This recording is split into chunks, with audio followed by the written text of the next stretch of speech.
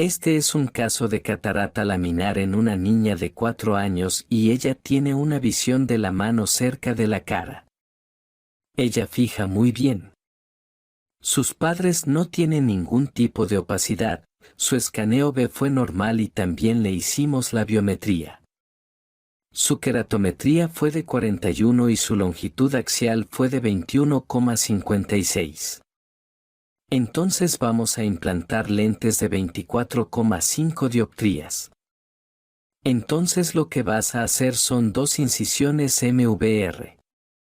Vamos a utilizar el viscoelástico para hacer profunda la cámara anterior. Este viscoelástico tiene la propiedad de dilatar además de profundizar la cámara anterior. Es una propiedad de Dial, por lo que facilita nuestras cosas. Este es cohesivo. Este es un viscoat. Este es un coiluminador que está disponible en este microscopio.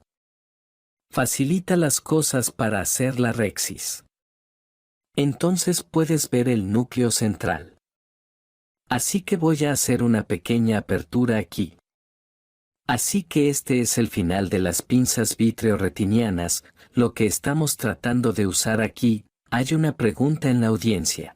Sí, por favor. Como sabemos, el viscoat tiene la propiedad de recubrir el endotelio, más que de formar la cámara anterior. Más forma es causada por halon, es decir, ácido hialurónico. Sí, entonces ¿por qué usas viscoat para este caso? Exactamente. Podemos usar uno de esos. Entonces no es que estemos usando demasiado poder faco en este caso. Entonces cualquiera de esos puede usarse. Entonces esta era una de las cosas disponibles. Entonces lo usé.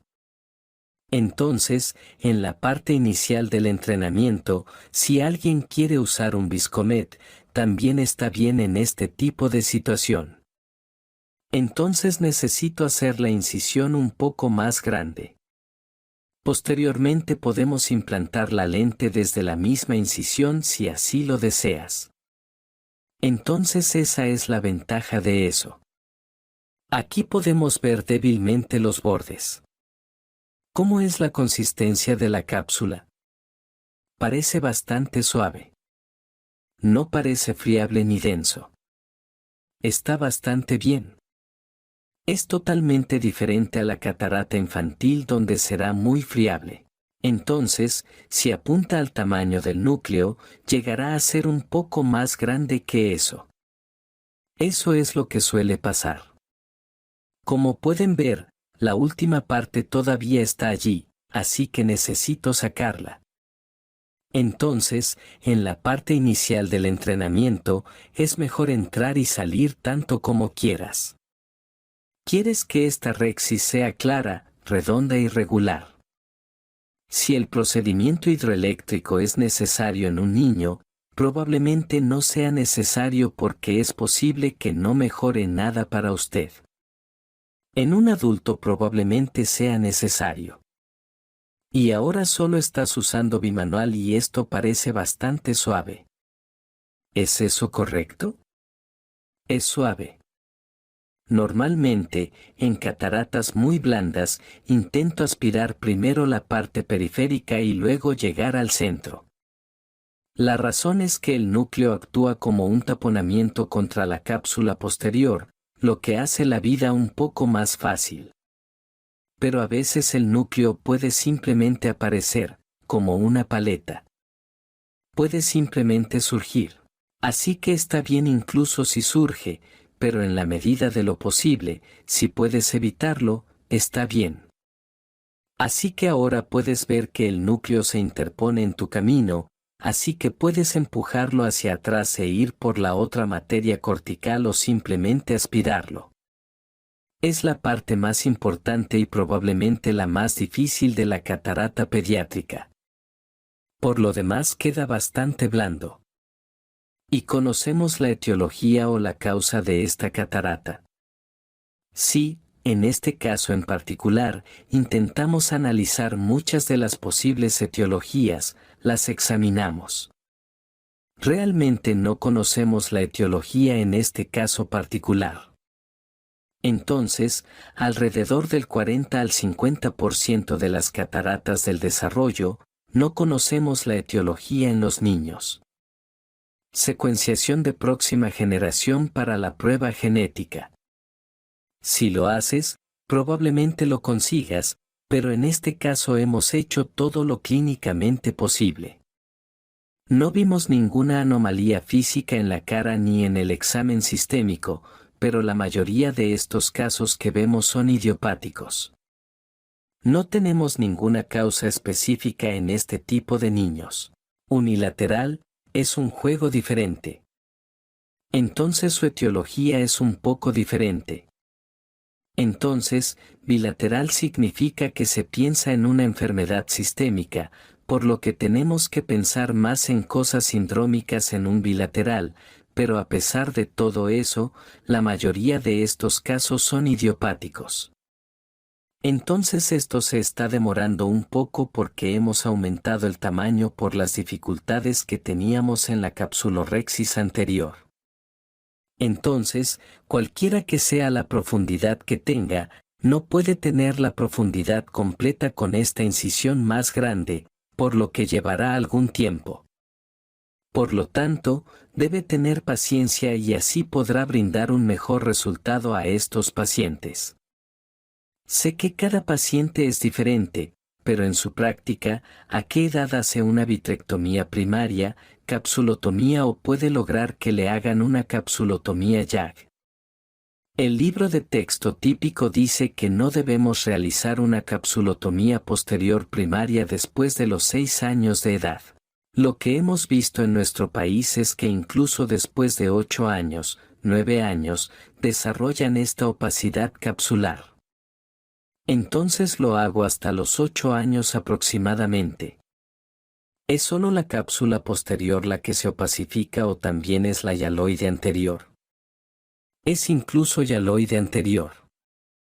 Hicimos el estudio simplemente haciendo PPC y, sin vitrectomía anterior, todavía teníamos opacificación en estos niños. Entonces creo que es una combinación de ambos. Las células migran desde el vítreo, este actúa como andamio y viene. Ahora mismo lo que estoy haciendo es pulir la cápsula anterior, la parte posterior de la cápsula anterior. Hay pequeñas células epiteliales que puedes ver. Podemos verlo muy claramente. ¿Crees que esto ayuda tanto con el PCO como con el descentrado tardío? ¿Crees que eliminar las células epiteliales ayuda con el descentrado o no? Ayuda a prevenir la opacificación capsular posterior. Estas células epiteliales del cristalino son como células madre. Pueden proliferar durante un periodo de tiempo y pueden venir detrás de su cápsula y tenemos que limpiarla tanto como sea posible dentro de la limitación. Estoy tratando de eliminar, mira en esta área, si ves que estas son las células, lleva más tiempo, pero creo que vale la pena eliminar todas estas células tanto como sea posible. Solo quedan unas pocas células. Soy un poco persistente en eso, así que lo hago en todos los casos. Creo que ayuda. Implantaremos la lente ahora. Sí, 24,5, le vamos a poner la lente hidrofóbica de una sola pieza. Cuando realiza su capsulotomía posterior, vitrectomía anterior, ¿qué tamaño de abertura desea para la capsulorhexis posterior? ¿Y a qué profundidad llegas? ¿A dónde va su sonda en relación con la cápsula posterior? Sí. En cuanto al tamaño, antes apuntaba a 2,5 milímetros, pero lo que pensamos más adelante es que se vuelven fimosos con el tiempo. Así que ahora apunto entre 3,5 y 4 milímetros, alrededor de 1,5 milímetros menos que el tamaño de una capsulorhexis. ¿Cuán profundo? Justo detrás de la cápsula posterior. No hago una vitrectomía anterior muy profunda. Lo que necesitamos cortar es la fase hialoidea posterior. Debes cortar, debes estar en la superficie de la cápsula posterior. No tienes que ir detrás. Lo que suelo decirles a mis compañeros es que cuando se inyecta viscoelástico, la cápsula posterior se arquea y se vuelve convexa. Simplemente déjelo plano después de la vitrectomía. Entonces, el primer objetivo es simplemente empujar a este tipo hacia adentro y luego puedes simplemente empujarlo hacia adentro. No es necesario rotar demasiado en cataratas pediátricas. ¿Hago pars plana o hago vitrectomía anterior? Ambos están bien. Mi preferencia personal es a través de este puerto. Hace las cosas más fáciles porque no tengo una incisión más aquí. Voy con una incisión. Estamos en la tasa de corte lineal de 3000. Entonces mi tasa de corte varía entre 1000 y 3000. Entonces este es un corte lineal, lo que me hace la vida más fácil. Tengo control total para ir entre 1000 y 3000. Lo que estoy tratando de hacer aquí es un paso importante. Voy detrás de la cápsula anterior, tratando de presionar la lío allí y luego viene la sonda aquí y de esa manera el globo ocular se mueve un poquito, el cristalino se mueve un poquito. Y luego empiezo la capsulorhexis, puedes ver esa abertura allí. Entonces esta es mi apertura inicial. Voy con una tasa de corte baja y luego, cuando entro, aumento la tasa de corte. Ahora estoy cerca de los 3000. Y nuevamente, no siente la necesidad de profundizar mucho en el vítreo. Sí, mira el nivel. Estoy justo detrás de la cápsula. Solía hacerlo muy profundo. Entonces lo que sucede es que el ojo se vuelve tan blando que ni siquiera se puede implantar una lente. Así que ni siquiera es necesario alterar tanto el vítreo. En este momento, he terminado con la parte izquierda de esta capsulorhexis. Puedes ver que me detendré aquí por un momento. Lo estoy girando así, puedes ver. Este es un momento con el dedo, no con el codo. Esto es muy importante a veces en la parte inicial. Esta máquina es tan buena que simplemente elimina esta capsulorhexis posterior. Nuevamente, no tengo ningún interés económico, pero me hace la vida muy fácil. Nuevamente, me detengo un poco aquí y luego mis dedos giran en esta dirección. Ahora puedes ver que casi estoy llegando al punto final. Cuando estoy aquí a 3000, su cápsula posterior no debería aletear, porque no debería haber ninguna hebra capsular interponiéndose. Así que esto es casi el final de eso.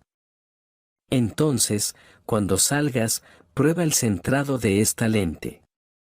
Esta es la última vez que estás en la cámara anterior.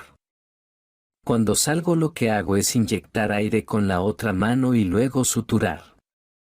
Así que de nuevo, cuando pones viscoelástica, en este momento, hay que volver a hacerlo. Así que un paso menos. En algún momento vas a quitar esta sutura. Solo asegúrate de que no tengas todo el espesor. Voy a usar espesor parcial aquí. La razón es que algún día lo quitaré. Cuando lo saque, no quiero que la infección de la córnea entre al área intracameral y cause infección. Pero hay que tener mucho cuidado de que el espesor sea parcial, no total. Muy importante. ¿Pero qué suturas usas en un niño? ¿Usas absorbible? ¿Qué prefieres usar?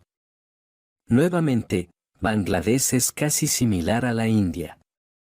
En India utilizamos nylon 10-0. La razón son las posibilidades de infección. Cuando estuve en Estados Unidos para realizar una beca allí, el 90% de los pacientes reciben sutura de Vicryl.